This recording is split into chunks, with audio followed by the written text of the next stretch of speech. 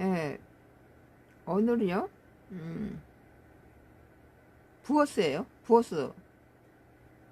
부어스.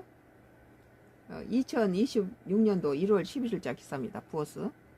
이젠 미국 사람도 못 믿겠다. 미국 전투기 추락하자 한국산 전투기 찾는 이유. 레이더에서 사라진 대만 최정예 전력. 대만 동부 해상 밤 10시 넘긴 시각에 레이더 화면에 점 하나가 사라졌다는 짧은 보고가 올라왔다. 그 점은 드론도 훈련용 표적기도 아니었다. 대만 공군이 가장 아끼는 전력으로 분류하던 F-16V였다. 이 장면을 다룬 해외 보도들은 공통적으로 단어 선택을 신중하게 하고 있다. 미국이 자랑하는 F-16V이기 때문이다. 추락이라는 단어보다 먼저 시스템 오류와 구조적 한계를 길게 설명한다.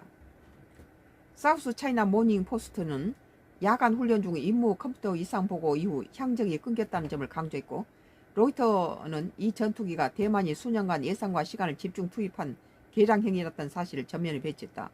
사고 비극성보다 더 무거운 질문이 있다는 뜻이다.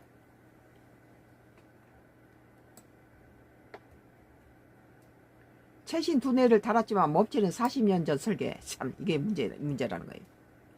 이 전투기는 오래된 기체가 아니었고 관리가 소홀한 전력이 아니었다. 오히려 대만이 중국을 의식해 가장 공들여 현대화한 자산이었다. 대만은 1990년대 초 도입한 F-16A-B 141대를 대상으로 약 8조 원 수준으로 예산을 투입해 V형으로 개량해왔다. 기체 한 대당 환산하면 550억을 훌쩍 넘는 비용이다.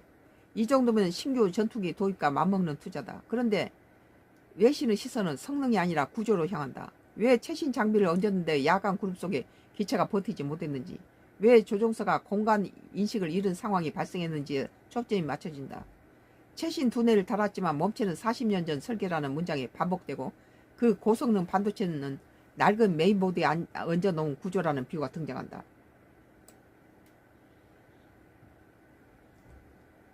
이 기사가 이제 미국산도 못 믿겠다. 미국 전투기 추락하자 한국산 전투기 찾는 이유라는 기사인데요.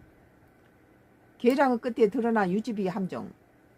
F-16V는 성능이 부족해서 문제가 된 전투기가 아니다.